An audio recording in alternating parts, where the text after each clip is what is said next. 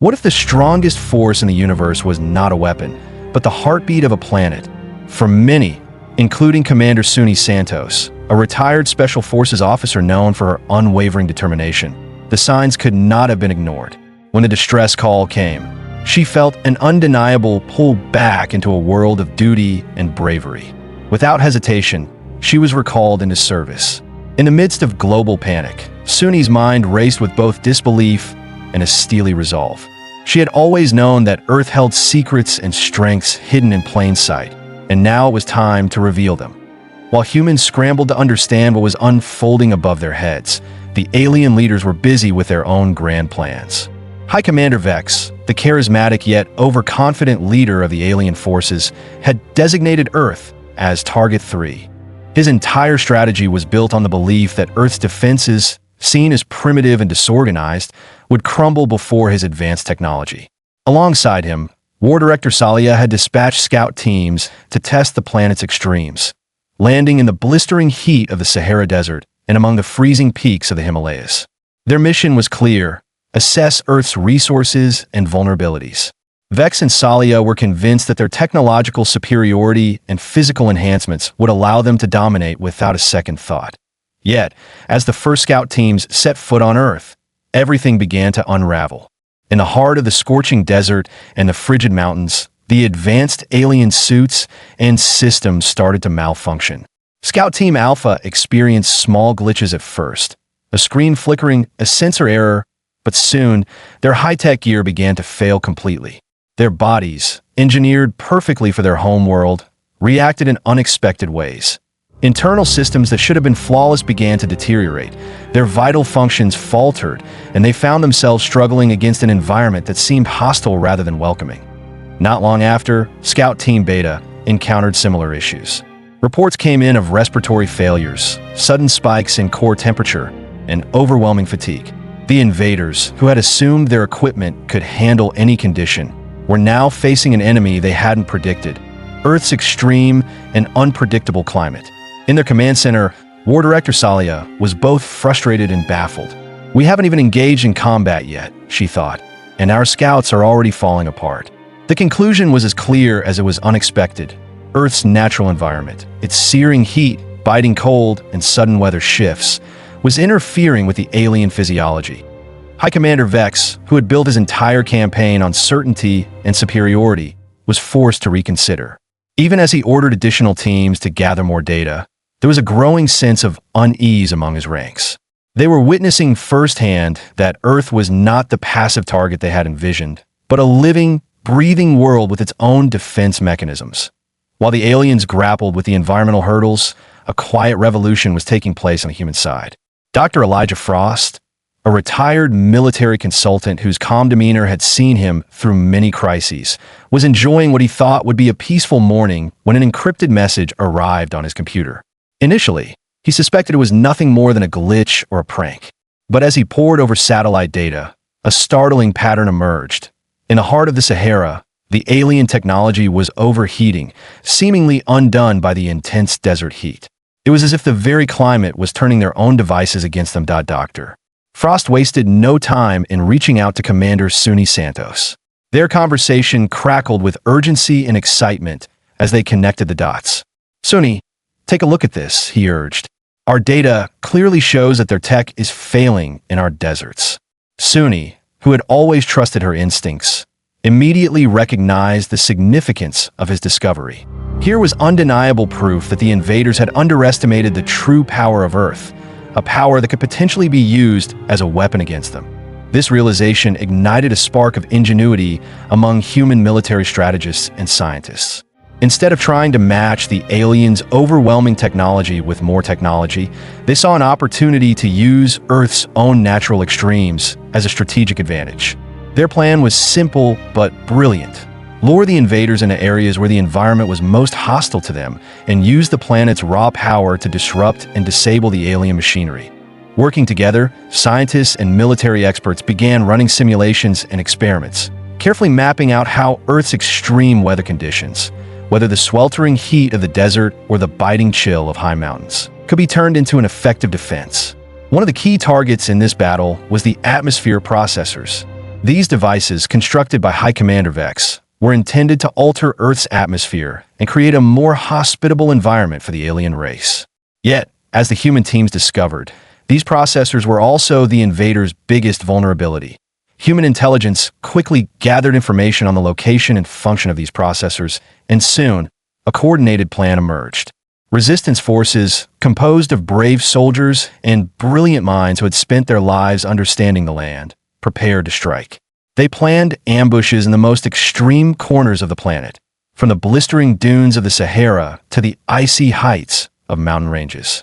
Their strategy wasn't about brute force. It was about turning Earth's natural defenses into traps that the invaders could never have foreseen.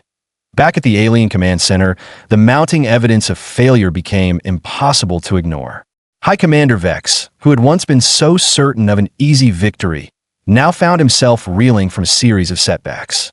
As the scouts continued to fall victim to Earth's unpredictable weather, he shifted his focus to accelerating the construction of more atmospheric processors, hoping that a few additional devices might help him regain control. Every new installation, however, was met with a swift and coordinated human counterattack. Resistance teams, armed with detailed knowledge of the local environment, launched surprise assaults that left the invaders scrambling to protect their precious equipment. In one particularly poignant moment, a captured human mountaineer, a rugged soul with years of experience surviving in some of Earth's harshest terrains, spoke up during a tense interrogation. In a calm yet resolute voice, he said, "Biology endures, but technology fails." His simple words resonated deeply, even among the aliens who were forced to listen. They highlighted a critical flaw in the invader strategy. While their technology might be advanced, it could never match the enduring resilience of life that had evolved on Earth over countless millennia. As the invaders struggled to adapt, nature itself seemed to rally in support of the human defenders. In regions under alien control, sudden storms erupted, temperatures plummeted without warning, and thick fogs rolled in, disorienting the high-tech invaders and throwing their plans into chaos. It became increasingly evident that Earth was not a passive stage for this conflict. It was an active, powerful force fighting alongside humanity. Then, as winter descended upon the Alps, the final act of this cosmic drama began to take shape. The towering, snow-covered peaks provided the perfect setting for what would be the ultimate showdown. In this unforgiving landscape, where the cold was so intense it could freeze even the most advanced machinery, human strike teams prepared for their most daring operation yet. With the biting wind and swirling snow acting as both cover and a weapon, these teams set their sights on the Alien Command Center nestled high in the mountains. Moving with a blend of precision and instinct, the soldiers and scientists navigated the treacherous terrain. Every step was measured, every move calculated, as they made their way toward their objective. Their target was the very heart of the alien operation, the atmospheric processors that had been the cornerstone of High Commander Vex's plan to reshape Earth. Inside the command center, Vex himself was in a state of frantic urgency, trying desperately to stabilize his systems and issue orders to salvage a situation that was spiraling out of control. As the human forces drew nearer, nature unleashed its full fury. The wind howled like a living beast, and the temperature dropped to levels that sent shivers down even the most battle-hardened alien soldiers. In a dramatic twist of fate, the very environment the invaders had sought to control turned against them. The alien machinery, designed to function in a controlled climate, began to falter under the relentless assault of the alpine winter. One by one, the atmospheric processors started failing, their circuits overloading and sparking in a cascade of errors that echoed like the final notes of a doomed symphony. Inside the command center, the situation grew desperate. High Commander Vex watched in disbelief as his grand design unraveled before his eyes. His once impregnable fortress, built on the promise of technological supremacy, was crumbling under the combined force of human ingenuity and nature's untamed might. The strike teams, moving with the determination of those who had fought for every inch of survival, infiltrated the command center and set off a chain reaction that ultimately disabled the last remaining processors. With a deafening crash that signaled the collapse of the alien hold on Earth, Vex's plans were shattered, and the invaders were forced to retreat. In the quiet that followed the chaos, As the alien ships began to pull away and disappear into the vast expanse of space, people across the globe emerged from hiding with a mixture of relief and wonder. The battle had been won not by sheer force or overwhelming technology, but by the timeless resilience of life and the raw power of nature itself. Commander Sunni Santos, who had been at the forefront of the resistance, looked out over the recovering land with a deep sense of pride and reflection. She understood that this was not merely a victory over invaders. It was a reaffirmation of what it meant to be human, to live, adapt, and fight for a home that was as wild and unpredictable as it was beautiful. Dr. Elijah Frost, ever the voice of calm reason amidst chaos, reminded everyone that while technology might dazzle and inspire, it was the enduring, untamable forces of nature that truly sustained life. In his measured tones, he explained that Earth's unpredictability was not a weakness but a strength, a force that had protected and nurtured life through countless ages of change and challenge. In towns and cities around the world, people began to rebuild their lives with a renewed respect for the planet they call home. The scars left by the invasion were visible, but so too was the spirit of unity that had risen in its wake. Neighbors came together, scientists and farmers collaborated in ways that had never been imagined before, and the bonds of community grew stronger. What had started as a crisis had transformed into a movement, a testament to the indomitable will of humanity and the profound connection we share with our environment. In countless small moments of courage, people discovered that the true power of resistance lay not in expensive weapons or advanced technology, but in the collective knowledge of the land.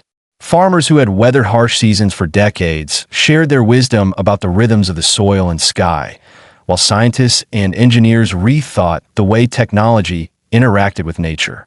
Together, they designed innovative solutions that harnessed Earth's natural forces, turning every gust of wind and every sudden storm into a tactical advantage against any future threat. Throughout this long and arduous conflict, the battle was not just fought on the front lines, but in the hearts and minds of those who had come to realize something extraordinary. Earth was more than just a backdrop for human activity. It was a living, breathing entity, a planet with its own heartbeat, its own pulse, and its own will to survive. The alien invaders, with all their advanced gadgets and meticulous plans, had overlooked this fundamental truth. They had underestimated a force that could not be tamed or controlled. No matter how much technology was thrown at in every corner of the globe, from the shimmering deserts to the towering mountains, the spirit of Earth had made its mark. It was in the way a sudden change in the wind could disable a piece of alien machinery, or how a drop in temperature could send a high-tech sensor into disarray. It was a reminder that while humanity could build and innovate, nature had been evolving for billions of years, adapting and thriving in the face of challenges that no machine could ever replicate. As the invaders retreated and the dust of battle slowly settled, the world began to heal. The story of that epic confrontation spread far and wide, not as a tale of defeat, but as a saga of hope, resilience, and the enduring power of life. It was a story that resonated deeply with everyone who believed that the true strength of a civilization lay in its ability to adapt, to learn, and to harness the forces of nature in ways that technology alone could never achieve.